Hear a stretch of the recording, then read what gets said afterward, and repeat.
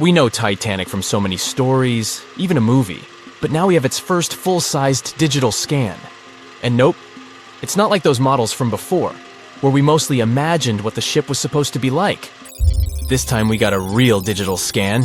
A team of experts really mapped the deep-sea floor around the Titanic together with the ship itself. We basically got a 3D view of the entire wreck, which is like going deep down beneath the ocean's surface and seeing Titanic as if all the water has been drained away. So, the story of the wreck started in 1985, 73 years after the Titanic went down. The explorer named Robert Ballard stumbled upon it somewhere between two submarines that also went down in that area. He was actually on a different task back then, so he didn't even have time to explore the ship properly.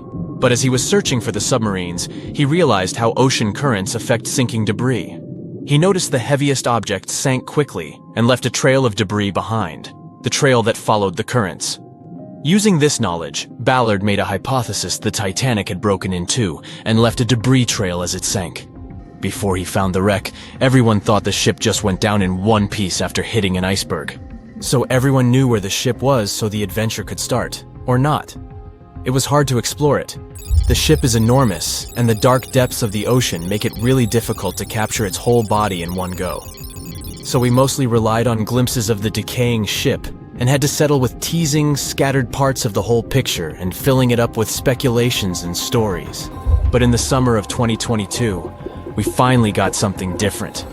A team of experts from Magellan Loaded, a company specializing in mapping the deep sea, teamed up with Atlantic Productions, who were making a documentary about the project. They embarked on a mission to capture the complete view of the Titanic. They used submersibles. Those are vehicles that go underwater, remotely controlled by a team of skilled explorers. These submersibles dove deep into the ocean. It wasn't an easy job. They spent over 200 hours collecting information about the entire length and breadth of the wreck. It was like a real-life treasure hunt. But instead of finding gold and jewels, they took something even more precious. Over 700,000 images of the Titanic from every angle possible. Yup, they took photos of every tiny part of the ship, even the not-so-interesting bits most of us would usually skip. Even mapping the muddy parts was an important part, because it helped fill in the gaps between the more exciting things they discovered.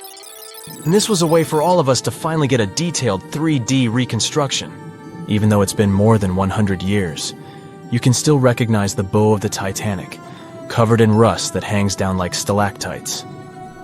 On top of the bow is the boat deck, where a big hole gives us a glimpse into the empty space where the grand staircase once stood, like a window into the ship's glamorous past.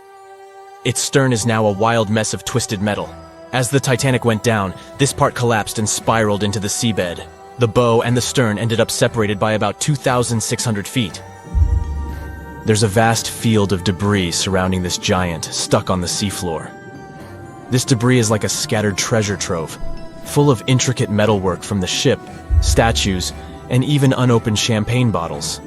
There are also personal belongings that went down together with the ship, like dozens of shoes resting across the seafloor. It was a tough task to do, go down and take all those pictures. It may not sound that hard at first, considering it was the vehicle that really immersed itself into such deep parts of the ocean, not the people. But studying the ocean is hard. We haven't explored, mapped, or even seen over 80% of it. The conditions are harsh, and the pressure becomes more intense the deeper you go. And their vehicle had to dive down to nearly 13,120 feet below the surface. That's like 12 Eiffel Towers stacked on top of each other. Plus, you have strong currents in that area, so it was probably like trying to navigate through a watery maze. And submersibles weren't supposed to touch anything. Even the slightest wrong step can damage the wreck that was already so fragile. It seems like the Titanic is frozen in time, so it will always be there waiting for us. But in reality, it's slowly disappearing. It's pretty obvious that the ocean water ruined it considering how long it has been down there. But it's not just that. The wreck itself has become a home for a specific type of Bacteria Halomonas titanicae that even got named after the famous ship. These bacteria have a special ability. They can survive inside rusty formations known as rusticles. They kind of look like icicles, those spikes of ice that form when water falls from something and freezes. These bacteria have a taste for iron, which is abundant in the ship's hull. For them, it's like a real buffet down there. And as time goes by, These bacteria will keep eating away at the iron in the ship, bit by bit, until one day the feast comes to an end and the whole ship is gone. It's like a slow but steady recycling process. So this 3D model we got because of the hardworking team and technology comes at the best time because we never know how much time we have left with exploring the famous wreck. This time we might even understand the collision with the iceberg better. You know how movies always show the Titanic hitting the iceberg on its right side? Well, we can't even be certain about that. The scans could help us figure out if the ship actually grounded on the iceberg, like getting stuck on it. We can study the stern and analyze how the Titanic struck the seafloor. That will also help us understand what really happened during the sinking. Maybe we'll get a chance to discover if there was really a strong fire that sealed the fate of the Titanic. One theory says that the coal fire had been raging for a whole 3 weeks before the ship even took its first and last trip. And this could have made its hull weaker, which means most of the work was done. The iceberg just delivered the final blow, if there even was an iceberg, as some people wonder. There's an alternative theory they suggested where the Titanic may have actually hit a hidden mass of pack ice instead of a typical iceberg. Pack ice is made up of large sheets of ice that float near the ocean's surface and can be difficult to spot. They believe this pack ice might have drifted into the Atlantic from the Arctic Ocean. According to one professional mariner, Captain L.M. Collins, that stands up with that idea. If the Titanic had struck a regular iceberg, the ship would have sunk much more quickly than it did. And since the Titanic managed to stay on the surface for a relatively long period of time, less than 3 hours, maybe this was a different type of collision. The mariner also said there are differences in what people said they saw when the Titanic sank. He thinks these differences might be because of optical illusions. In this case, when people were looking at the ocean that night, the way the light was reflecting and the conditions at sea might have made things appear closer or distorted. So when they saw something in the water, it might not have been exactly what they thought it was. Whether it was an iceberg or something else. Binoculars might have helped the crew members to spot the potential danger, but unfortunately, they didn't have any. It appears they were locked inside a cabinet, and no one knew where the key was. Have you ever wondered how much of the Titanic is left these days? Now, if you haven't been living under a rock, you probably know that it's been over 100 years since the world's most famous ship turned into a wreck. The RMS Titanic, the world's largest sea liner from the beginning of the 1900s, sank during its maiden voyage, just a few days after leaving port. The ship struck an iceberg on April 14, 1912, taking down over 1,500 passengers of more than 2,200 who were on board the liner at that time. As shocking as this may sound, the Titanic took over 3 years to be built and only 3 hours to sink. And if it were today, the ship would have cost over $210 million to be made. It was last seen on the surface of the Atlantic at 2:20 a.m., and for many decades, that was the last time people saw it. It wasn't until 1985 that the whereabouts of the ship were discovered by oceanographer Robert Ballard, and some parts of the Titanic became visible once again. One of the first discoveries made by Ballard's expedition was that the ship was indeed torn in half before sinking. The early exploratory missions to the part of the ocean floor where the Titanic now lies could only see the hull and the deck of the ship. According to Ballard, the main purpose of these missions was to understand how to preserve the ruins from deteriorating. Another goal was to recover the huge number of personal items scattered along the seabed. The explorer later said the view down there was as shocking as it was emotional. In the field of debris around the wreck, the oceanographer discovered plenty of small objects and personal belongings, many of which he brought back to the surface. There were shoes, some fancier than others. There were pieces of clothing that belonged to crew members, and there were huge propellers. If on the surface they gleamed and shined, on the ocean floor they were embedded and devoured by sand. Ballard pointed out that the area where kitchenware was scattered measured more than a mile in length. There were enough plates, pots, and pans to fill up an entire industrial kitchen. For the first time ever, 3D animation footage reveals exciting images.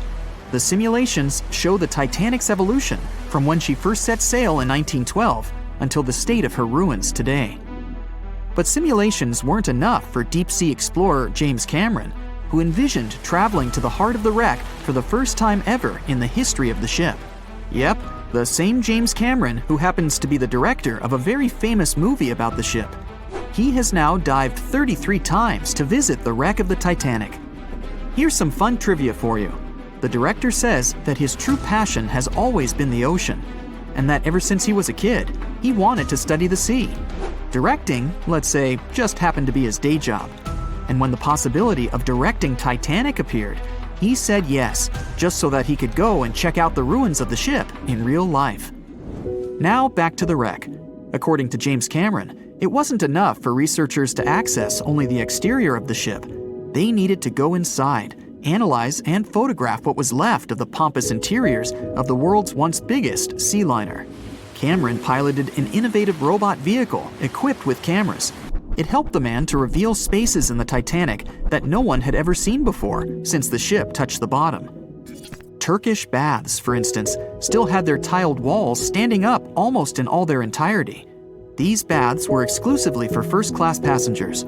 They were located right next to the swimming bath and the third-class dining room, and were designed in the Moorish style. People resting there could get heating blankets and ask waiters to bring them anything they needed.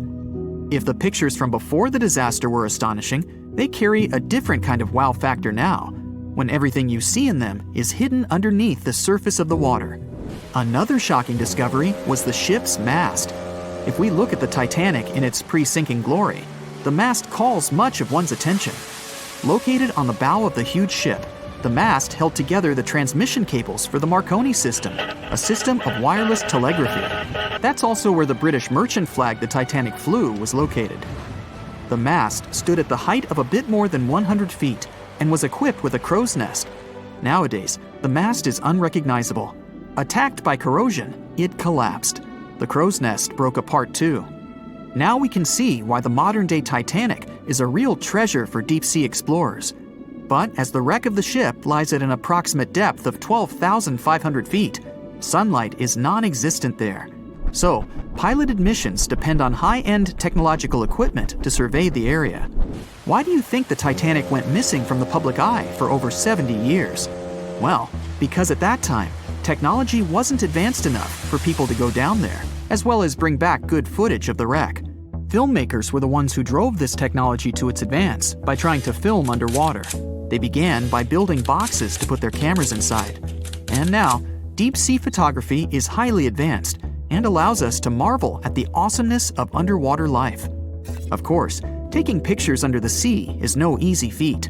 For one thing, to withstand that crazy underwater pressure, submarines need to be really strong and have thick walls, no thinner than 11 inches. Plus, explorers need to understand how to film and photograph when there's almost no light around. There was another thing that made documenting the Titanic even more difficult. When the wreck of the ship was rediscovered by scientists, it was covered with red-colored rusty bacteria that made it even harder to take good pictures. As it happens, the color red does not reflect well underwater, which is unfortunate for photographers. For this reason, human-operated vehicles that go down to tour the ruins are equipped with powerful lighting devices. When you see some parts of the ship from afar, they look as if reddish-brown wax has been dripping all over the Titanic's ruins. But in reality, these icicle-shaped structures are colonies of microorganisms. When the ship sank, it brought down with it an enormous amount of bacteria that hadn't existed at the bottom of the ocean before. But now, these bacteria, together with the extreme conditions at the bottom of the ocean, have turned into a disastrous combination for the ruins of the ship. These red colonies of microorganisms actually feed off of iron and steel, which is basically all that is left of the Titanic. One kind of those microorganisms are bacteria called Halomonas titanicae. They can eat up to 220 pounds of iron per day. This makes the Titanic a colossal food source for them. There have been lots of speculations regarding the life expectancy of the ship's wreck after researchers discovered this bizarre rust. But according to Cameron and his research team, the Titanic isn't going to disintegrate anytime soon. In one of the latest expeditions down to the wreck, a piloted vehicle was funded to identify specifically one stateroom. It belonged to a very important passenger, Sir Benjamin Guggenheim. Yes, just like the museum. Guggenheim was the son of a mining magnate and a member of the elite group that boarded the transatlantic journey of the Titanic. Born in Philadelphia, Guggenheim was traveling back home to the US. But, as we all know, he never made it to his final destination. For the price that ranged from 400 to 800 pounds back in 1912, the equivalent of 84,000 pounds nowadays, one could book accommodation that was called a stateroom. Staterooms on the Titanic were the most luxurious kind of first-class rooms. They were located on the B or C decks and were decorated in more than 11 different styles, ranging from Jacobean, Georgian, Italian Renaissance, and the list goes on. These rooms were filled with carved paneling and marquetry made from exotic and rare kinds of wood, such as mahogany, oak, and so on. Guggenheim occupied one of these luxurious rooms, and 100 years later, one of his descendants funded an entire mission just to locate the precise stateroom the man stayed in. This expedition turned into a documentary for National Geographic, and they did manage to identify which stateroom was Guggenheim's, so kudos for them. April 14th, 1912. The Titanic crashed into a huge iceberg and sank. Yep, we've covered that. But what if this time we use the ice to bring the ship to the surface?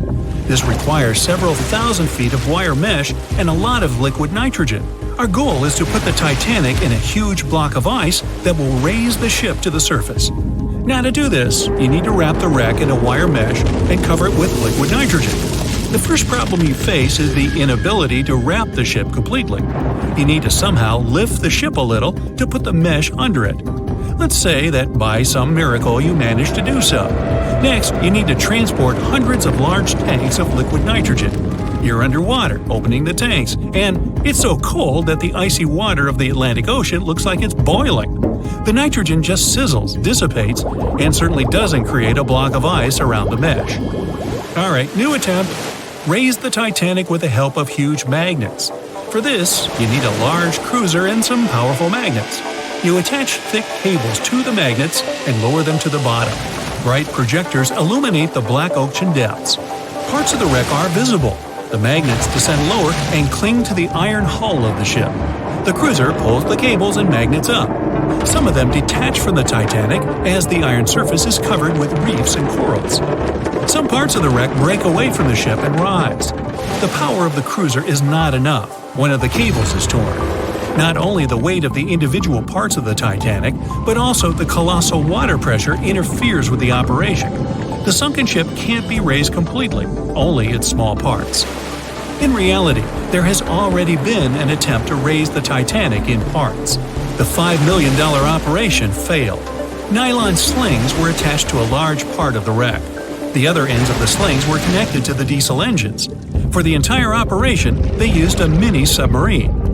A piece of the Titanic weighing 21 tons was pulled up, but one of the slings broke because of the strong water pressure.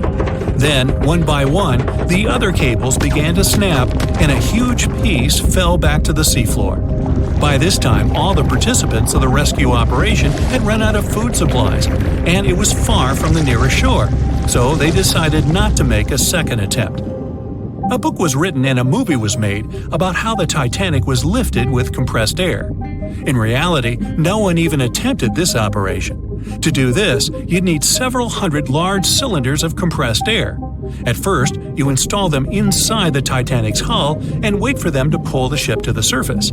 As soon as you lower the cylinders under the water, they immediately float upwards. This greatly complicates the operation. You need to fasten the cylinders with cables and pull them down to the bottom using a powerful submarine, or better yet, several of them. Because of the high pressure, the cylinders might burst. In this case, the blast wave would hit other cylinders and provoke a catastrophe. Too expensive and unsafe. The most expensive and complex plan to raise the Titanic is probably the one where scientists somehow extract hydrogen and oxygen from the ocean water. Then, these extracted elements must fill special containers. Those containers are attached to the ship, and the Titanic would rise to the surface. Even if you extract oxygen and hydrogen from millions of tons of water, the rest of the ocean water will replace it. A machine that will be capable of such filtering should cost billions of dollars. Or you can come up with a chemical element that will use a chain reaction to purify all the water. In this case, the entire world ocean will be left without vital oxygen. Someone once suggested blowing up the Titanic. You'd need to lower several boxes of dynamite to the ocean floor. The boxes must be completely sealed to prevent the dynamite from getting wet. Next, you need to run several miles of wire conducting an electrical current to them. Once all this is done, you sail to a safe distance. Now, you're going to press the button to pass the current through the wire and activate the dynamite. 3, 2, 1, stop! Why would you do this? Even if it works, the wreckage of the Titanic will be scattered in all directions on the seabed. It will be impossible to lift the Titanic from the ocean. Imagine a huge hook that can fetch the Titanic and lift it from the bottom like a fish. This hook must be huge to pick up a sunken ship. Let's say you created it. Next, you're on a huge cruiser, sailing up to the crash site and lowering the hook down like an anchor. It falls right on the Titanic but doesn't cling to it. You need special equipment to attach a bus-sized hook to the Titanic. It would include a huge submarine with mechanical arms. To build such a device and make it work under enormous pressure is already next to impossible. But let's say you finally managed to hook the Titanic. It's then you realize the cruiser doesn't have enough power to lift the ship, weighing more than 50 tons, and the hook that adds about 10 tons more. To complete your task, you'll need a few more cruisers and a few extra $1 million. Once hot wax cools, it hardens and floats on the water surface. What if we deliver it to the ocean floor and pour it inside the Titanic? This may work, given that wax is not an expensive material. So, you melt the wax, pour it into strong tanks, and pull them to the bottom with the help of a submarine. The tanks can withstand enormous pressure, and the submarine has enough power to lower the wax to such a depth. The containers are placed inside the Titanic. Through a remote control, you open the containers, but the wax doesn't pour out.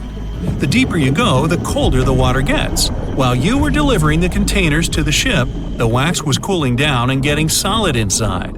Several containers are pressed against the top of the ship, but it's not enough to lift the Titanic. Other containers simply float away to the surface. And even if the containers were thermostatic and kept hot inside all the time, once released, the wax would solidify in an instant. There would just be no time for it to spread and cover the Titanic from within, so it would just float up as well. Alright, you fill several large and sturdy bags with Vaseline. This substance acts just like wax in the cold. It gets solid and floats. You want to put bags all over the Titanic and just wait for the Vaseline to bring it up. You load the bags into the submarine and descend to the ocean floor. Some parts of the ship can't be reached because of the clinging corals. You decide to unload all the bags in one place, but as soon as you take Vaseline out of the submarine, the bags tear due to the strong pressure. Solid pieces of Vaseline float up, pushed by the water. Mission failed. The craziest idea is to fill the Titanic with millions of ping pong balls. Small plastic balls filled with air should push the ship to the surface. But as soon as you start to lower them to the bottom, the plastic immediately flattens and all the air from the balls pops out. You can deliver the balls inside a submarine, but once you put them inside the Titanic, the pressure will crush them again. Also, you can create balls made from strong ultralight material and fill them with air. In this case, you will need much more money. As soon as you put the balls inside the ship, some of them will immediately slip through the holes in the ship, and the remaining ones won't be enough to lift the wreck weighing more than 50 tons from the bottom. Well, to study the Titanic, you don't need to go down to the ocean floor.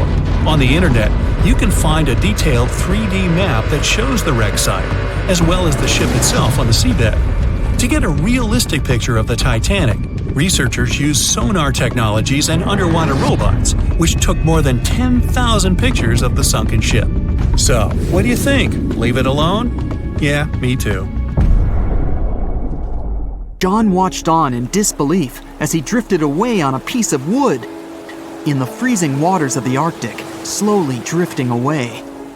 John looked upon the vessel he had worked and lived on as it raised its enormous bow high into the sky, then broke in half, causing a sound that only a crack of lightning could replicate. Distraught and dumbstruck, believing that he, and he alone, knew the dark truth behind the demise of the unsinkable ship, the Titanic. 5 days earlier, as the Titanic set sail on its maiden voyage, John worked hard alongside his mates in the coal bunker, stocking up the coal to feed the Titanic's mighty furnace. They had stocked and stored more than John had ever witnessed on any other ship he'd worked on. But this was the Titanic, the grandest ship to have ever sailed the seas. On the Titanic, there could never be too much coal. As they left Belfast and pushed toward Southampton, there was a large bang below decks that went unnoticed. The furnace was roaring and the turbines were spinning, pushing the Titanic forward at a quickened pace. The crew cheered as the vessel moved forward, unaware of the loud, concerning noise. Arriving in Southampton, Greg came aboard, amongst hundreds of other passengers. With 13 years at sea, his vast experience included the role as a quartermaster on 6 previous ships. Ready for a new challenge aboard the greatest vessel ever made, he was looking forward to this next challenge of his career. Greg came with a wealth of experience, especially with sailing through the Arctic. His role was vital within the crew, understanding the seas around the North Pole. He would be a key lookout as they set to cross the perilous path of the Iceberg Alley. Greg had some concerns regarding the voyage. The Earth's orbit was remarkably close to the Sun and the Moon, causing higher tides. This would make icebergs more prominent, drifting them further away and towards the route of the Titanic as they journeyed to New York. Assessing the lookout tower and inspecting the available gear, Greg found no binoculars. This made him concerned, but the sailors just laughed at Greg. "If the deck is short on ice cubes, we'll be sure to plow right through a berg to resupply." A sailor laughed. Greg didn't share this sentiment. Eager to find out why they had been left short-handed on equipment, since he had such a vital role on the ship, Greg inquired further. Sadly, the officer with the keys to the binocular supply cupboard had been removed from the crew at the last minute. Greg couldn't believe something of this importance had been overlooked. For such a mighty ship with so many people aboard and crossing in a particularly perilous path, this just didn't make sense. But not wanting to be fined for breaking into the ship's property, Greg let it slide, hoping that they wouldn't need the binoculars in the end. Ultimately, if there were icebergs expected, a warning call would be made to the captain, informing of any concerns. Little did Greg know that a warning had been received, notifying of the dangers that awaited. But the telegram didn't provide the required prefix, which would have ensured direct delivery to the captain. So, the critical warning was just overlooked. John and his crew below decks prepared for departure, stoking the engines. He noticed an essence of thick exhaust, far too heavy than what would be expected from the furnaces. The crew searched throughout the lower decks. Following a thorough search, they managed to locate the cause of the exhaust. It was an ignited pile of coal within a coal bunker. Unknown when it had ignited, a buildup of coal had clearly been smoldering, slowly growing in size. The amount of smoldering coal was concerning. The alarm was raised, alerting an officer to review the matter. The officer assessed the damage and confirmed with the captain that it was deemed to be of little concern, as only minor damage had been caused. John was unsure of this assessment, as he knew that in confined spaces, surrounded by iron bulkheads, an oven-like environment arises that intensifies the heat with time. But the Titanic would power forward, making no sense to John as they had only just departed from Southampton. He was sure they would have turned back. John and his crew were ordered to shovel the already lit coal into the furnace and continue shoveling until all the smoldering contents would be contained. It was a possible but painstaking task that could take the entire journey.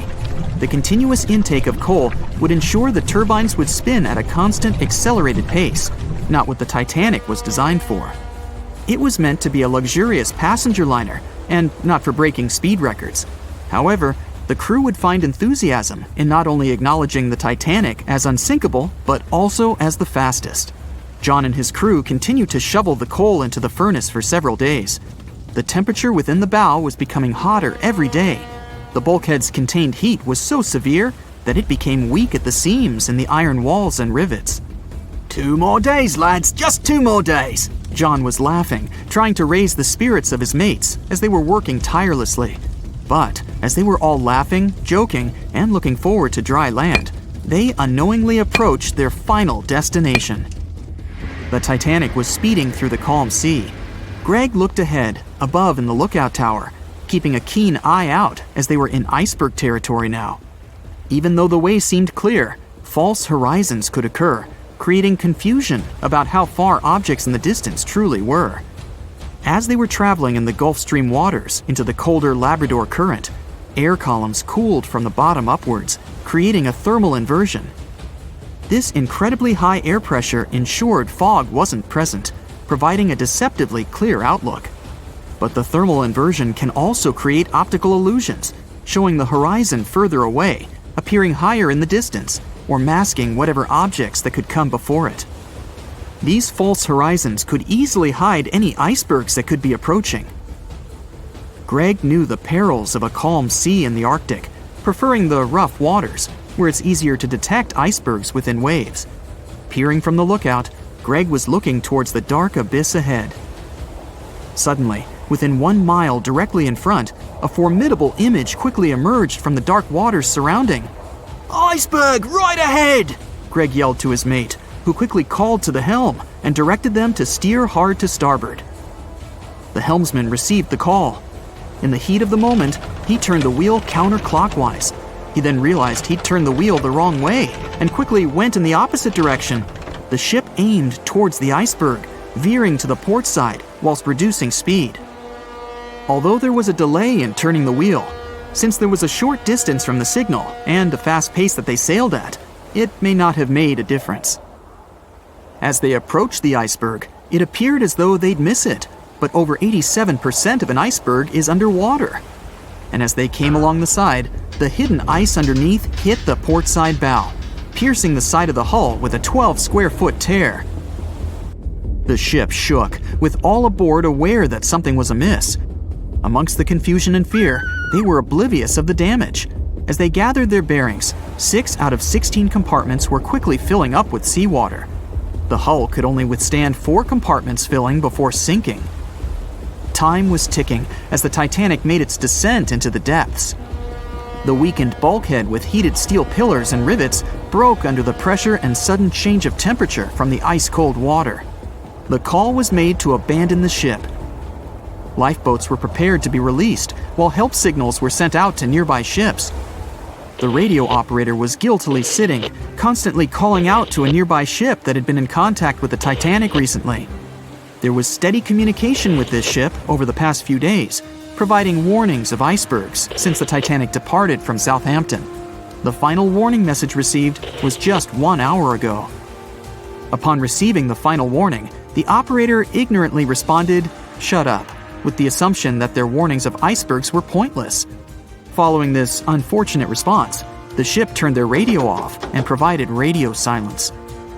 The closest ship that was responding to their distress signals was 500 miles away, too far to provide any assistance in time.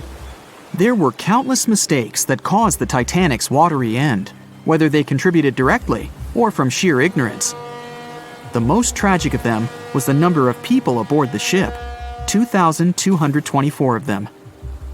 There were only enough lifeboats provided to rescue 1,178, barely half of the people.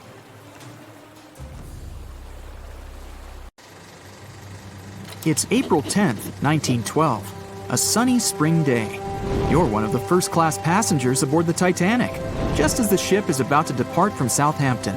Imagine everyone's excitement, fresh spring air, the sounds of the sea. You're strolling along the highest deck of the Titanic when you notice several lifeboats. As you start counting the boats, you recall the ship's capacity. It's just over 3,000 people. Wait, but are there enough lifeboats for everyone aboard? Let's look into the numbers. The Titanic could carry a needed total of 64 lifeboats, a number which could have easily helped to save all the passengers on board. Chief designer Alexander Carlisle planned to equip the ship with 48 lifeboats, but the Titanic ended up with a mere 20. The fact that this number of lifeboats wasn't enough for all the passengers was not illegal at the time. This was because the number of lifeboats required was calculated based on the tonnage of a ship, not her passenger capacity. Speaking of the Titanic, this number of boats was chosen for aesthetic reasons, to make the decks look less crowded to the ship's elite and high-class passengers. After the final decision on the lifeboats was taken, Carlyle quit his job. Passengers' strolls on the Titanic's decks were pleasing to the eye, but were they worth it in the end? In 2012, a century after the wreck, new documents related to the scandalous lack of lifeboats were uncovered. It appears that a safety inspector named Maurice Clark proposed the addition of at least 10 more lifeboats 5 hours before the ship was supposed to set sail. But since the ship's owners clearly wanted to leave on time, his plea was overlooked. He was also warned that unless he kept this secret, he would be fired. In retrospect, had the owners followed his advice, an estimated 700 more people might have survived that night. The 20 lifeboats you counted, those that actually made it on board, could have carried only a third of the passengers, even at their full capacity. But tragically, some of them were launched with as few as 12 people when they could have easily saved up to 65 people each. To add to the disaster, the Titanic's crew members were not properly trained on using the lifeboat launching equipment. That's why the boats were launched slowly, improperly, and sometimes without the right supervision. Out of the 20 lifeboats, only 18 were set afloat correctly. Also, passengers were not informed about safety measures. A lifeboat drill should have taken place on the 14th of April, but the captain eventually canceled the event. One of the many myths surrounding the Titanic and its catastrophic ending is also related to the lack of the necessary number of lifeboats. There was no maritime law at the time that said women and children should get into lifeboats first. But it was a universally accepted custom in such types of situations as a shipwreck. Shortly after the Titanic had sunk in the icy Atlantic waters, rumors started to spread. It was said that some desperate men had resorted to dressing up as women in those final moments before midnight on April 14, 1912. They wanted to get a spot on the lifeboats and have a chance to save their lives. At the same time, there's little to no evidence that any of the male passengers of the Titanic had actually done this. In any case, what happened to those 20 lifeboats that were on board the Titanic after the ship hit the iceberg? What we do know is that all these boats were launched between 12:40 a.m. and 2:15 a.m. with a total of 718 people on board. By the time they were rescued by the RMS Carpathia at about 4 a.m. the same day, only 705 people had remained alive. It took the crew of the RMS Carpathia more than 4 hours and 30 minutes to pick up all the passengers and 13 of the lifeboats. This was as many as the rescue ship was allowed to carry. The rest of the now empty lifeboats were left adrift at sea. Those salvaged were later given back to the White Star Line, the British shipping company which operated the Titanic. Strangely, after being returned, they appeared to have vanished from official records. The last image ever taken of the 13 surviving lifeboats was of them getting unloaded in the New York harbor. Sadly, and ironically, that's where the Titanic was supposed to be on April 18, 1912. The lifeboats were then rid of their Titanic nameplates or any other markings that could have linked them to the ship. Some sources claim that the boats were eventually destroyed. But was this actually the truth? The fate of one particular lifeboat has been the source of much debate. Collapsible Boat A, the last one to leave the ship, was retrieved by the RMS Oceanic a month after the crash. At that time, it was a shocking 200 miles away from the spot where the Titanic had sunk. Also, in the boat, there was a wedding band engraved with the words "Edward to Gerda," a sad omen to a couple that were lost at sea after managing to escape the sinking Titanic. Later identified as Edward and Gerda Lindell, the couple was traveling from Sweden to the U.S. to relocate. Some accounts claimed that Mr. Lindell did, in fact, make it to Collapsible Boat A, but his wife wasn't as lucky. Neither were ever seen again, and the wedding band was eventually sent to Gerda's father. The recovery of Collapsible Boat A was recorded in both photographs taken by the crew on board the RMS Oceanic and by a detailed handwritten account of a fellow passenger. They claimed that the lifeboat had looked more like a piece of wood carried by the waves than an actual boat. The first lifeboat to depart from the Titanic was Lifeboat number 7. It was dubbed the Millionaire Lifeboat. It's rumored that the 12 passengers on board might have bribed the crew to row away to safety instead of allowing others to jump in. In 2015, Some of the items recovered from this lifeboat, including a lunch menu, a ticket, and a letter from one of the passengers, were auctioned for up to $70,000 by a New York auctioneer. Soon after the Titanic catastrophe, it became mandatory for all ships to be equipped with enough lifeboats to carry all the passengers and crew. It's more likely that the Titanic lifeboats, being relatively new equipment at the time, were refitted to be used on other ships, such as the RMS Olympic, which was the Titanic's older sister. Some of them may have been sold off to private collections, or even left to rot. After all, they were seen as a source of bad luck, and most people were unwilling to use them again on other ships. Unfortunately, all the information about their whereabouts is hard to confirm now. No official statement from the owners of the lifeboats was ever given after their rescue. But although nothing appears to have remained of the original lifeboats, some full-sized replicas exist on display in museums in Falmouth, England, and Belfast, Northern Ireland. One of the few surviving White Star Line lifeboats did not, in fact, belong to the Titanic, but it did have a striking connection to the cursed ship. This boat is the restored Lifeboat 6 from the RMS Oceanic, which helped to recover Titanic's collapsible Lifeboat C. It was said to be owned by a private collector, but similar to the Titanic's lifeboats, we don't know anything about its location today. As for the nameplates and other identification marks of the lifeboats, the White Star Line seems to have kept them. Because some of these items were later auctioned and sold to interested collectors, even Rick Springfield supposedly got hold of one of the nameplates. One particular nameplate was already missing by the time the White Star Line employees had reached the lifeboats. It was the nameplate of Lifeboat number 8, which had been taken by a sailor named Thomas Jones. He later gifted it to another Titanic survivor, the Countess of Rothes, along with a letter acknowledging the bond they formed on the night of the shipwreck. You can find other similar items on display in different museums, such as Larne Museum and Arts Centre in Northern Ireland, or Worcester City Art Gallery and Museum. To be fair, some experts claim that even if there had been more lifeboats on board the Titanic, there simply might not have been enough time to launch them all. That's how severe the impact was. Many researchers say that everything was happening so rapidly after the ship had hit the iceberg that it's astonishing that so many passengers managed to survive.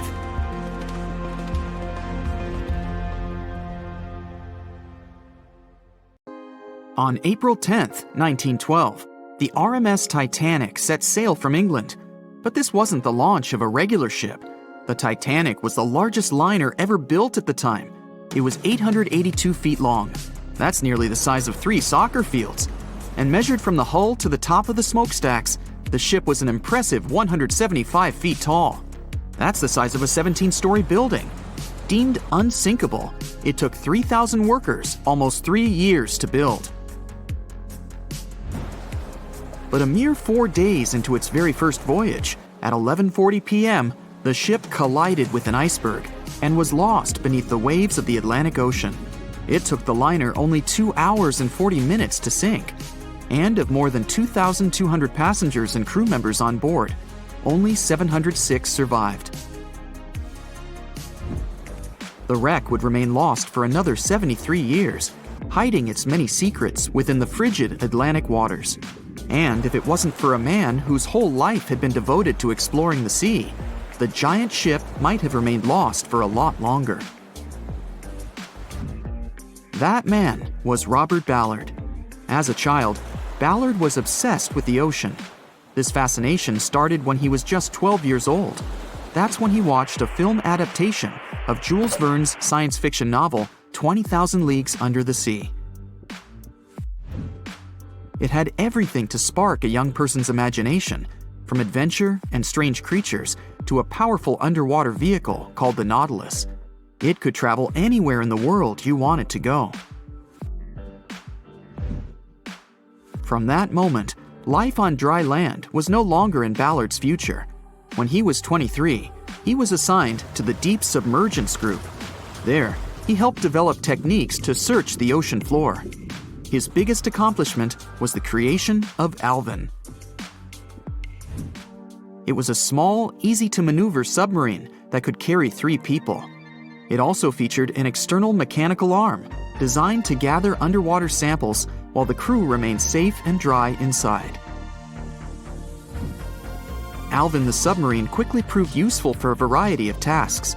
For example, once it was used to track down an aircraft that had crashed into the sea. But the vessel experienced a series of setbacks. In one case, it was attacked by a swordfish, which caused the submarine to resurface quickly. The swordfish, still stuck in the outer skin of the submarine, became that night's dinner. And in October 1968, the submarine was being lowered into the water when the cables holding it snapped, sending it careening into the ocean along with 3 crew members on board. And because the small vessel was still open, it immediately filled with water and quickly began to sink. Luckily, the crew managed to escape, but Alvin was gone.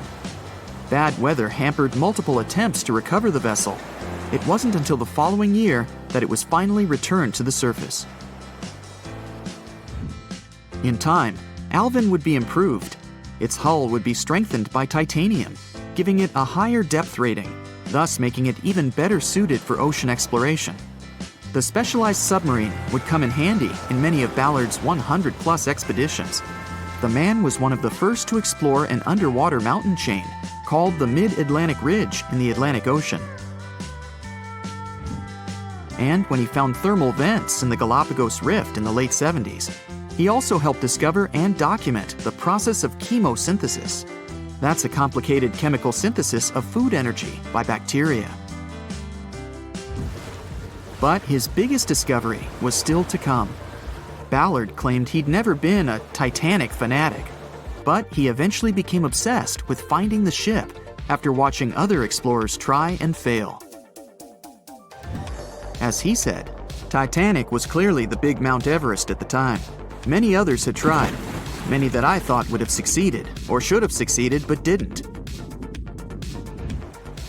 Ballard began thinking about finding the ship as early as 1973, and 4 years later, he actually made an attempt. He used the deep-sea salvage vessel Sea Probe, which was a drill ship equipped with cameras and sonar.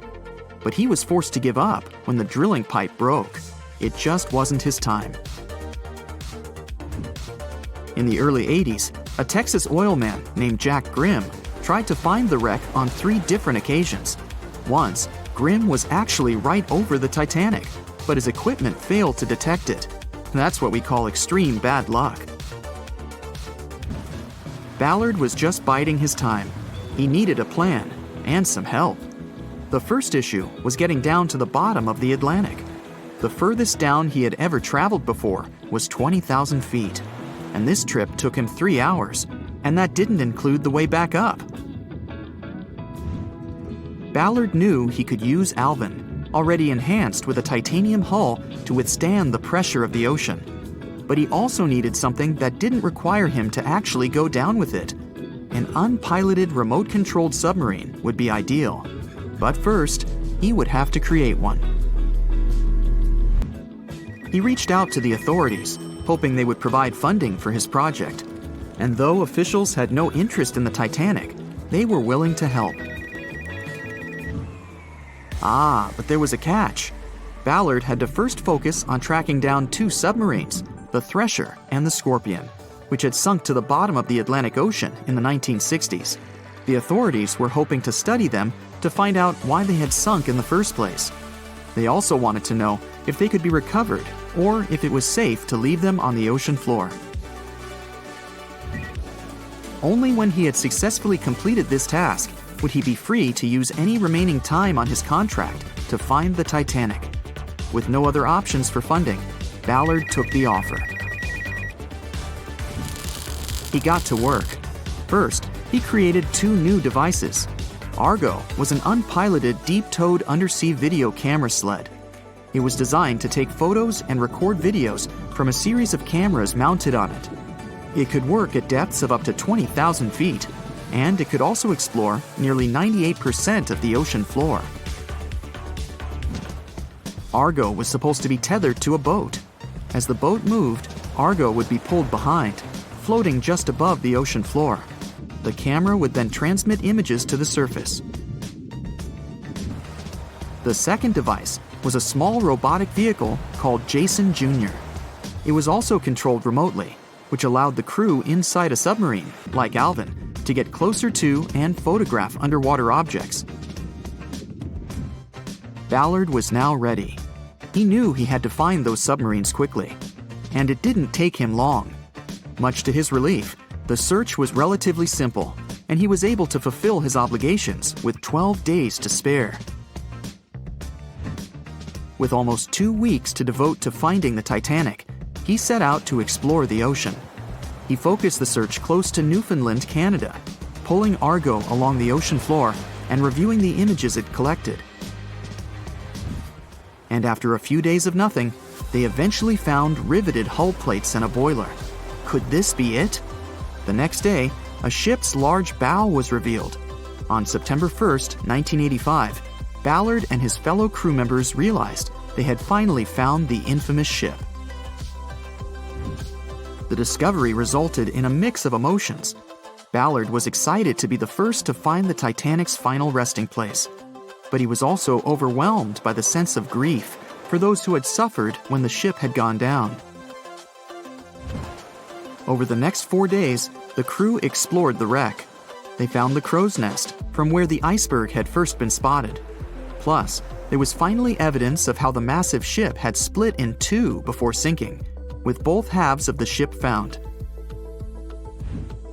There was furniture and dinnerware, and sadly, several leather shoes of those who hadn't made it to safety were scattered about the ocean floor. Ballard succeeded where others had failed and became an instant celebrity around the world. You'd think that locating the Titanic would be enough for one man, but not for Ballard. In 2019, he took on the challenge of solving another mystery, the disappearance of Amelia Earhart. Earhart had attempted to be the first woman to fly around the world. Unfortunately, she disappeared somewhere over the Pacific Ocean in 1937. She and her plane were never found.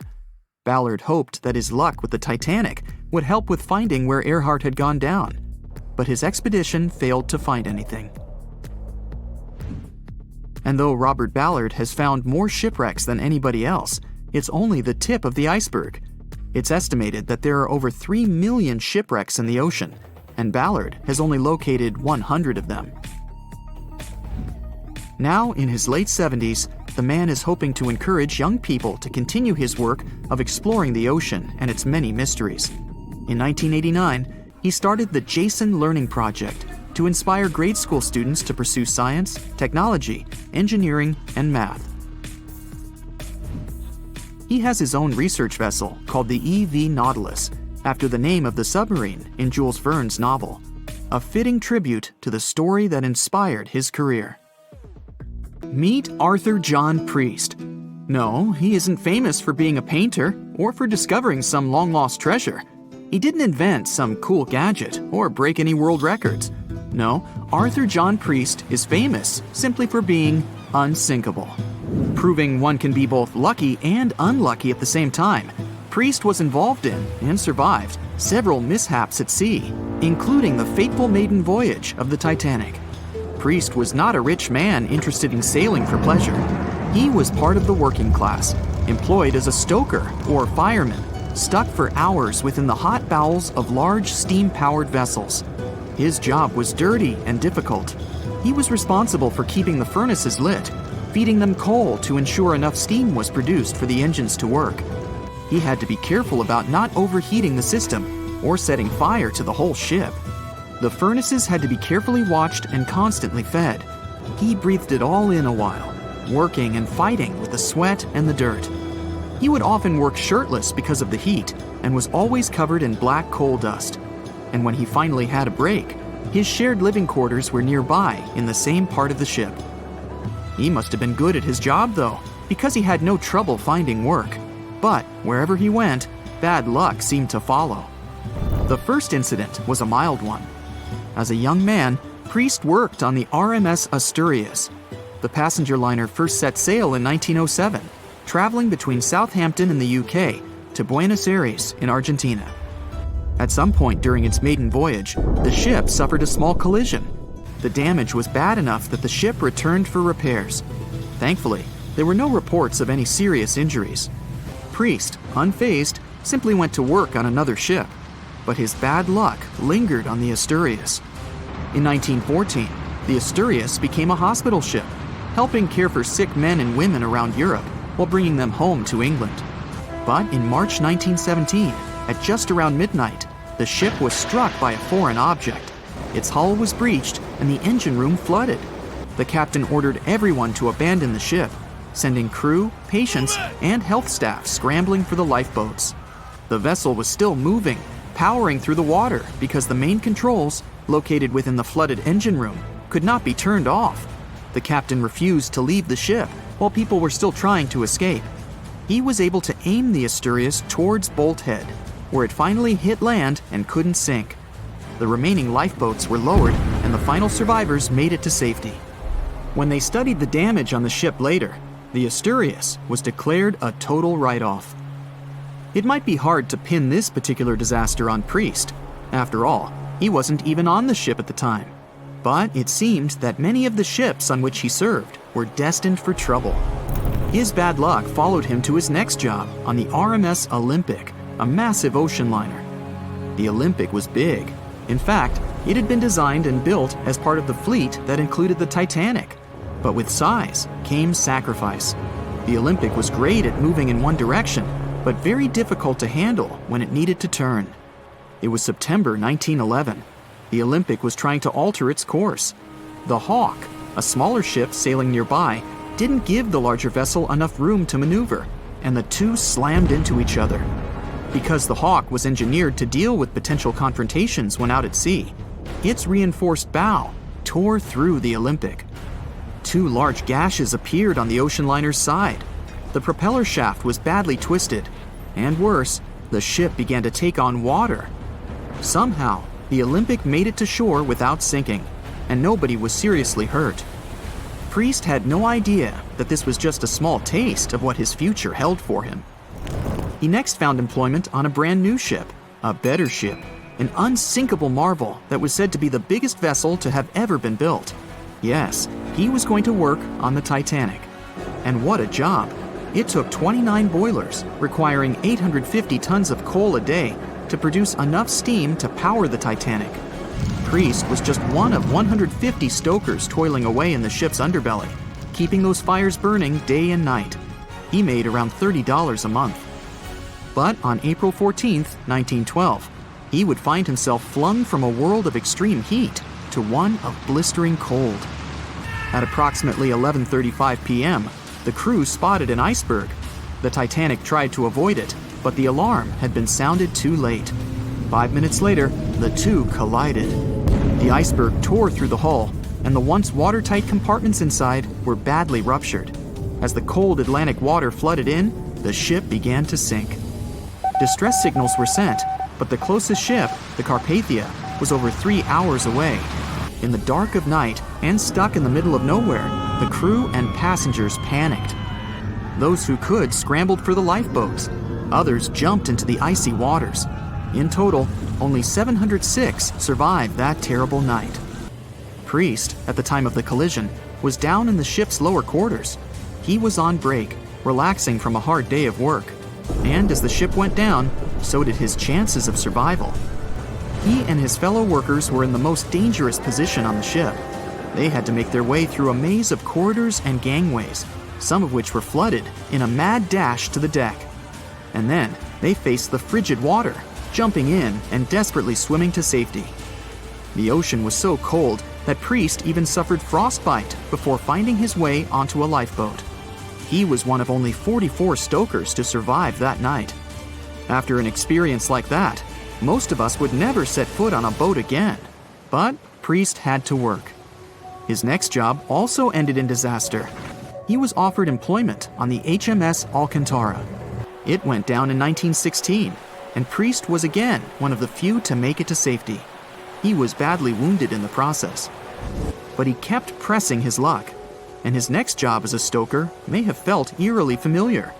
He would be working on a ship built by the same people behind both the Olympic and the Titanic. And this ship, named the Britannic, was the biggest of the three. It was also believed to be a superior vessel, fitted with new safety features after the Titanic sank. For example, it had 48 open lifeboats, 46 of which were the largest ever used on a ship before. 2 of these were even motorized and equipped with special communication devices. The good news? The Britannic survived its first trip without incident. It was already doing better than the Titanic ever did. However, on November 21st, 1916, the Britannic was shaken by a loud explosion while traveling through the key channel in the Aegean Sea. The hull was damaged, and some of the compartments began to fill with water. But, unlike the Titanic, the Britannic had been designed for just such an emergency. It had been fitted with 5 watertight bulkheads. Intact, these would help keep the ship safe and floating for a much longer period of time. But there was one issue. Portholes along the lower decks had foolishly been left open. As the ship tilted, the portholes let in water, which flooded the Britannic and hastened its descent into the sea. This effectively made those watertight bulkheads useless. The ship was going down fast, much faster, in fact, than the Titanic had sunk. 35 of the lifeboats were successfully launched, saving most on board. Of the 1,066 passengers and crew, 1,036 survived. Priest, his luck intact, was one of them. And yet, he still wasn't done with a life at sea. He accepted a position as a stoker on the Donegal. It was a smaller passenger ferry that had been converted for use as a hospital boat. In April 1917, it was struck by a foreign object while fleeing an unsafe situation, and though he suffered from a head injury, Priest was again one of the survivors. It took experiencing 2 collisions and 4 sinkings before Priest was finally ready to retire. In fact, he reportedly said he only gave it up because no one wanted to sail with him. Can you blame them? He would live out the rest of his life on dry land in Southampton, England, with his wife Annie and their 3 sons. But Arthur John Priest would always be remembered as the unsinkable stoker. It was September 12, 1990. In those times, way before instant messaging and Zoom calls, a little girl was looking for pen pals. Zoe was aboard a ship from England to Belgium on vacation with her parents. She was only 10 years old at the time, but was a very clever schoolgirl. She took a piece of paper and started putting some words together. She introduced herself, Hello. then wrote about how she liked ballet and playing the flute and the piano. Of course, she couldn't help but mention her 2 adored pets, a little hamster she called Sparkle and her fish Speckle. She also put down the address at which she could be reached in case someone was interested in writing back to her. But alas, she was at sea. Who could she send this message to? An interesting idea came to her mind. She carefully placed her letter in a plastic bottle, tightly closed the lid to protect it from the water, and threw it into the sea. The little girl's excitement faded away over the years as she didn't receive a response. Maybe the bottle got stuck somewhere. Maybe it was swallowed by some big, scary sea creature. Or maybe the water actually poked through the plastic cap and destroyed her message. Many years later, on Christmas, a letter for Zoe was received at her parents' house under her maiden name. The postage signaled that the message was from Europe. It was from a Dutch couple, Piet and Jacqueline Lateau, who had found her delicate bottle and were very considerate to write back. They pointed out that they had found the letter among the debris thrown at the shore by the sea. Zoe's letter had been stranded for a staggering 23 years at sea and traveled for more than 350 miles to reach its final destination near Rotterdam in the Netherlands. That's quite a voyage for a small plastic bottle. A story similar to that of Zoe is the strange connection between 2 little boys. A little German boy named Frank Uzbek was on a boat traveling to Denmark when he got the same idea as Zoe. He was 5 years old at the time he put together a message and threw it into the unknown. The year was 1987. He got his response years later when he was 29. His letter, just like the one Zoe would send a couple of years later, had been at sea for 24 years. His message was found by a boy named Daniel Koratkin while he was on a walk with his parents on the Koronian Spit near the Baltic Sea. Daniel was lucky that his father knew enough German to translate the message. The unlikely friends eventually met via video call in 2011. Not all message-in-a-bottle stories have been explained away. In 2013, a Croatian surfer came across a damaged bottle while near the Adriatic Sea. The message it contained dated back to 1985, and it was from a man named Jonathan. The sender was eager for his letter to reach a woman named Mary, and he also expressed his keenness for her to respond. Since the letter was supposedly sent from Nova Scotia, the bottle had to have traveled a mind-boggling 3,700 miles. The message went from the Atlantic Ocean, entered the Mediterranean Sea, and reached the Adriatic shores in Croatia. The identities of neither John nor Mary were ever discovered. There are also messages in a bottle with wonderful love stories to share. This was the case for Ake and Paulina Viking. When Ake, a lonely Swedish sailor, placed a letter in a bottle and threw it in the Mediterranean Sea, he had no idea the piece of paper would eventually reach his future wife. This was in the early 1950s. The bottle was found by an Italian man who was inspired enough to give it to his niece, Paulina. After a year of back-and-forth letters being exchanged, Ake and Paulina eventually met and got married. Having decided to share their story with the world, they became somewhat of a celebrity couple for the time. They even shared video footage of their wedding with the world, and their story was featured in a bunch of newspapers. This fortunate event started a movement between young people looking for love, increasing the number of messages being thrown out at sea in search of a fairy tale ending. Not all the stories that started out like this eventually worked out, though. In 1945, an American named Frank Hayostek placed a similar message to that of Ake's in a bottle and threw it in the waters. Almost a year later, his letter was found by an Irish woman. Her name was Brenda O'Sullivan. Their years of correspondence soon caught the attention of the media at the time, but their friendship never flourished because of the added pressure. They eventually met in person when Frank traveled to Ireland, but he didn't stay for long, and they eventually got out of touch with each other. After Titanic met its strange ending, many bottles containing secret messages started to surface. Almost all of them proved to be counterfeited, apart from one letter. Years after Titanic had sunk in the icy Atlantic waters, a bottle was found on the Irish shores. It was supposedly from a man named Jeremiah Burke, and to this day, it is considered to be the only genuine message in a bottle originating from Titanic. The piece of paper simply stated the sender's name and the location, the Titanic, accompanied by the word goodbye. Since the date has washed away, it's difficult to estimate whether the note was sent before or after the ship had hit the iceberg. The common understanding is, however, that since Jeremiah was looking to relocate to the U.S., he was merely sending his last symbolic regards to his family and friends back in Ireland. This simple way of meeting and sometimes corresponding with people has turned into a hobby for a man from a Canadian province named Prince Edward Island, located east of the U.S. state of Maine.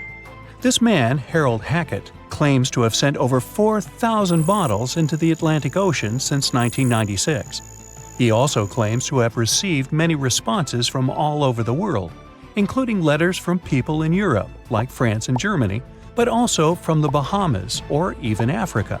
This unlikely pastime earns him about 150 Christmas cards from his pen pals each year. To this day, he refuses to add his phone number to any of his letters. This way, he ensures that if people ever want to contact him, the only means of doing so is via a written letter. He's also studied the best times to send the messages in the water based on the direction of the winds and the currents. Now, some bottles spend a whole lifetime at sea after being cast away by their sender. It was the case for a British man that wrote a message and placed it into a bottle before throwing it in the English Channel in 1914. His name was Thomas Hughes, and he wanted to direct the message to his wife, but was polite enough to write a letter to whoever got their hands on the bottle first, asking them to redirect the piece of paper accordingly. The bottle didn't reach his wife, since it was found 85 years later on the Essex coast. The man that stumbled upon the bottle was kind enough to reach out to the family and place the message in possession of Thomas's daughter. And 85 years isn't the longest time for a small bottle to be cruising the waves. A scientist named Hunter Brown was studying currents in the North Sea when this idea came to his mind. He placed the same message in almost 2,000 bottles and requested the unlikely recipient that they write back with the location of their discovery. He thought this method would help him better understand the layout of the North Sea currents. A bottle was found about 11 miles from its original departing location after 97 years. To this day, more than 300 of the original bottles relating to Hunter Brown's project eventually made it to the shore. Not all of the messages that were found in bottles got replied to via physical letters. Oliver van de Walle threw a bottle containing a letter on the English coast while he was on vacation with his family. He was 14 at the time. 33 years later, a woman reached out on Facebook claiming she had gotten his message and tracked him down through his social media profile. At first, he hardly remembered having placed the letter in the bottle, but he eventually recounted the events, even the fact that he sealed the bottle with candle wax to make sure it was leak-proof. And then there's Christina Aguilera and her bottle. No wait, hers is about a genie in a bottle. Okay, never mind. Staying in the water that's 70 degrees Fahrenheit for a long time definitely won't do your health any good. A water temperature of 50 degrees Fahrenheit is a nightmare. It feels much colder than the air of the same temperature. The passengers of the Titanic were in 28 degrees Fahrenheit water. Can you imagine how cold it was? Even the iceberg that the Titanic met was warmer. The water didn't freeze because of the high salt content. But what if the temperature had been higher? What if the Titanic had sunk in warm water, say 120 degrees Fahrenheit? Theoretically, this could have happened had the waters of the North Atlantic met a warm undercurrent from the southern part of the ocean on disaster day. But this heat wouldn't have been enough. The ocean area is too vast, and the temperature is too low at night. The warm undercurrent alone wouldn't have made a difference for people who were overboard. But if the Titanic had sunk in another place at one particular moment, perhaps then all people could have been saved, thanks to an incredible natural phenomenon. Now, on board everybody, our voyage to a parallel universe begins. It's a moonless night on April 14th through 15th. The Titanic crashes into an iceberg. Icy water floods the lower decks. The captain sends a distress signal. The nearest rescue ship, Carpathia, is 58 miles away from the sinking Titanic. At maximum speed, Carpathia will get there in 4 hours. That's quite long, even in warm tropical waters, since your body loses heat anyway. The Titanic begins to sink. The crew downs lifeboats. Some of the passengers jump overboard. The ship is going under the water. There are no boats left, so you jump along with other passengers. It feels as if you got inside a huge iceberg. The water is so cold that it's hard for you to move. You can't even scream because there's no air in your lungs. But at this moment, you feel a pleasant warmth coming from the depths. The heat rises above your knees and waist, then reaches your neck. Finally, you regain control of your muscles and can breathe deeply. You notice that all the other passengers feel the same warmth. The water becomes a little hot. It makes you happy. But in a moment, horror replaces your delight. The ocean begins to foam. And not because of the high temperature, but because something is rising from the ocean floor. You hear a heavy, low sound coming from the depths. It's not a sinking Titanic, but something bigger. You can see a huge iceberg nearby. It's melting, and a huge chunk is breaking off from it. 1 million bubbles appear on the surface. Then you feel something hit you in the leg. Thousands of strange lightweight rocks are rising from below. There are also massive plates among them. People use them as lifeboats. You climb on one of those rocks and look at the ship. It doesn't sink, since all the water is bubbling and pushing the vessel up. You take one of the small rocks and understand everything. It's pumice. An underwater volcano has woken up right under the ship. Thousands of tons of volcanic rock are floating to the surface. When it erupts, its magma shakes the entire space, heats the water, and destroys the seabed. But it doesn't result in anything destructive on the surface. The enormous pressure of hundreds of millions of gallons of water suppresses the volcano's power. Molten rocks of the Earth's crust are pressed against the seabed, and pumice rises to the surface. And here's why it happens. The upper part of Earth consists of many solid parts, tectonic plates. These plates collide with each other and divide. And when one part separates from another, the magma immediately comes up. So, all volcanoes are these unstable fault sites. If the Titanic had sailed over one of these areas during an eruption, many passengers would have been saved. Back in the parallel universe, you notice the Titanic starts sinking again. The water is no longer bubbling. The volcano has gone out. In a matter of seconds, the ocean turns icy again. Fortunately, you have your pumice lifeboat. This is enough to wait for rescuers. But let's imagine a situation with no underwater volcano and an iceberg. A situation when the water was warm from the very beginning. One of the engines in the motor compartment of the ship breaks down. Several pipes burst because of increased pressure, and now there's a crack in the ship's body. Water is filling the lower decks. The ship is sinking. People evacuate on lifeboats. There's less panic since the night is warm and no one is freezing. Each passenger gets a life jacket. The ship is breaking. You understand that you have to jump. The Titanic goes underwater. Many passengers fall overboard in horror. They dive into the dark ocean and immediately come to the surface. Panic and complete chaos take over. The ship disappears in the dark, and finally, it's all silent. A few minutes pass, and you notice there's no panic at all. The water is warm. Almost all passengers have life jackets. Someone is floating on the wooden ship wreckage. After a couple of hours, the water no longer seems so comfortable. The ocean takes away your body heat. To keep warm, passengers swim closer to each other in a tight circle. Yeah, now it's quite possible to wait for another couple of hours till the rescuers come. People on lifeboats sail closer and take those who freeze on board. Passengers take turns, 20 minutes in the water, then 20 minutes in boats. It's essential not to take your clothes off. Even a wet outfit helps keep your body warm for longer. And when it seems that everyone is saved, somebody screams. A girl in a boat looks scared. She trembles with fear and points her finger into the black water. Passengers try to see what's there and notice a triangular fin. 1, 2, 3. There are so many of them!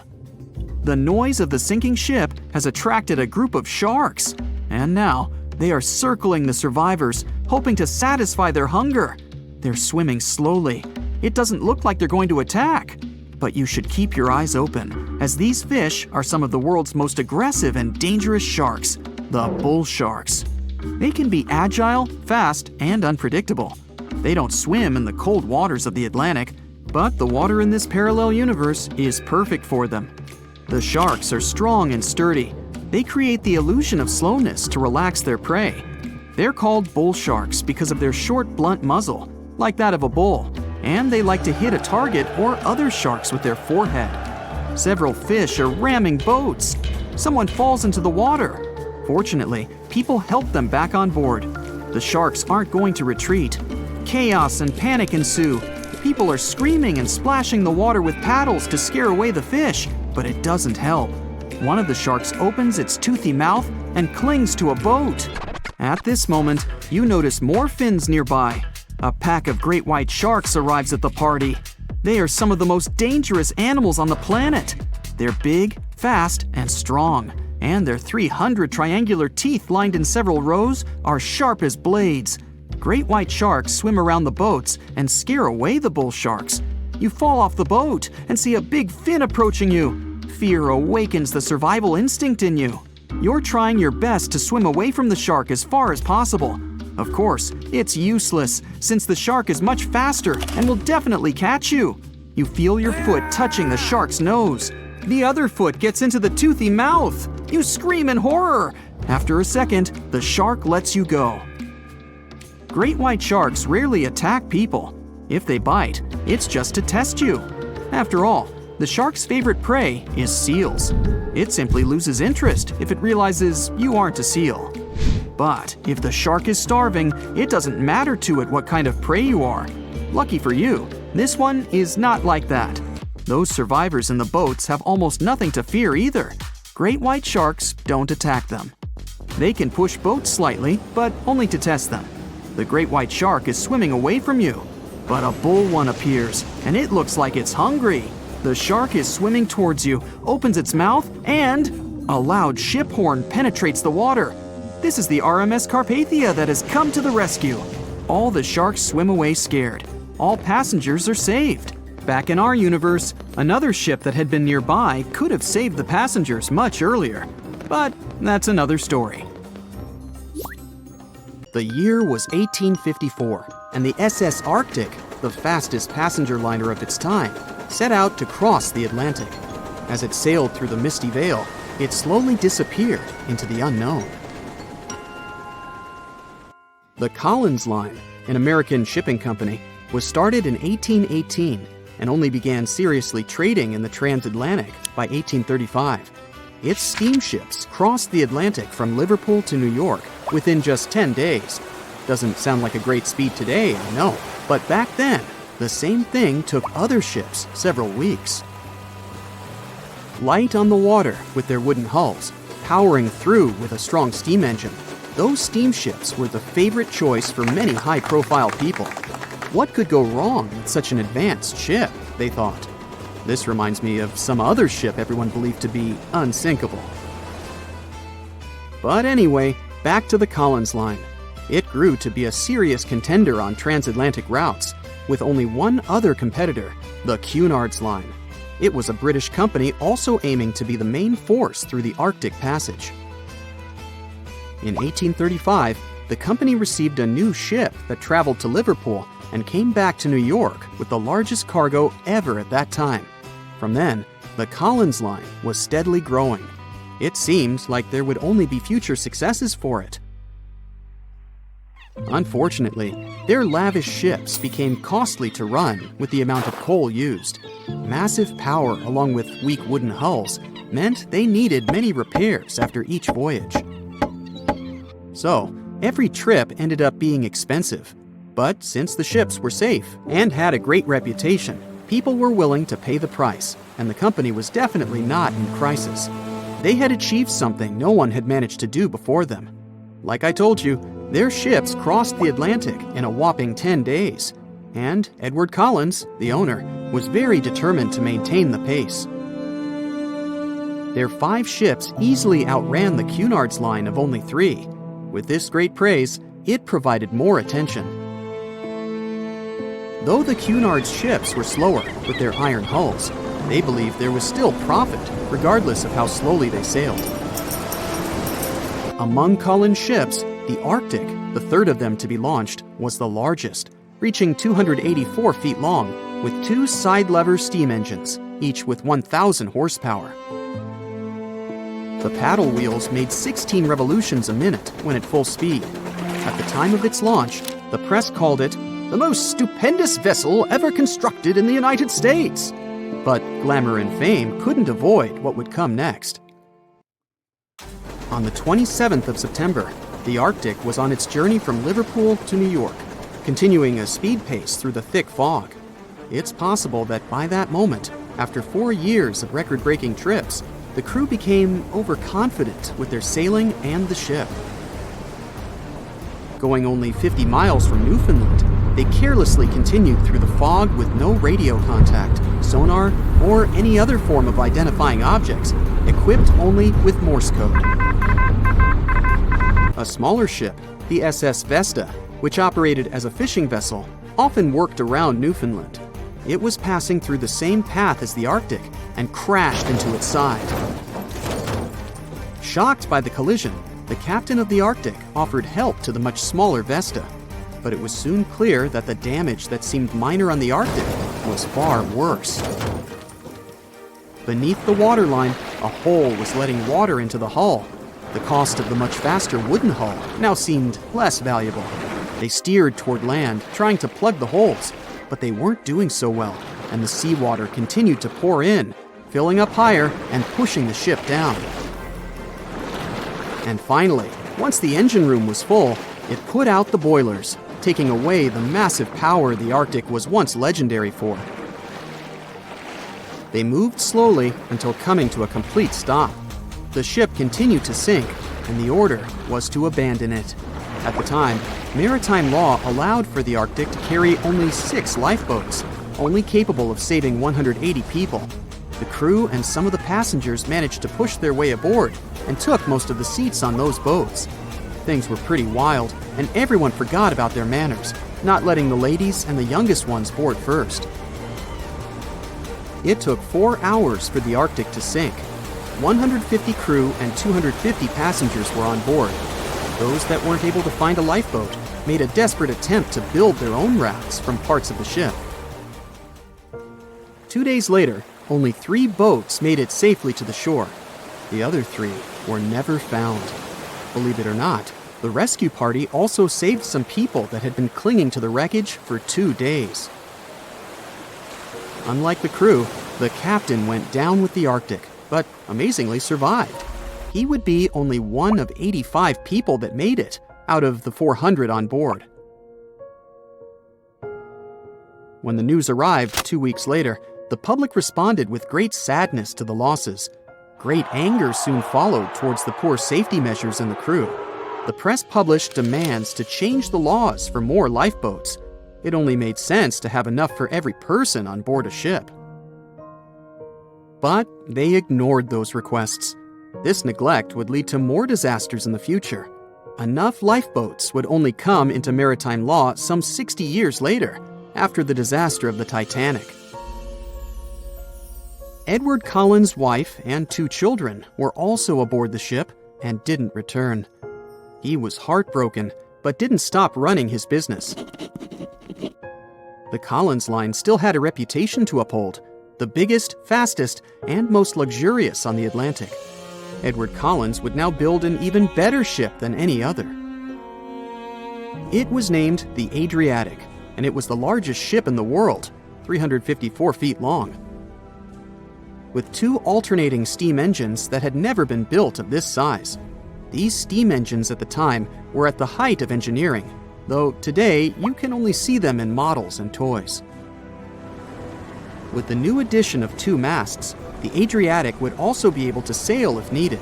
Luckily, they made some lessons from the disaster of the Arctic.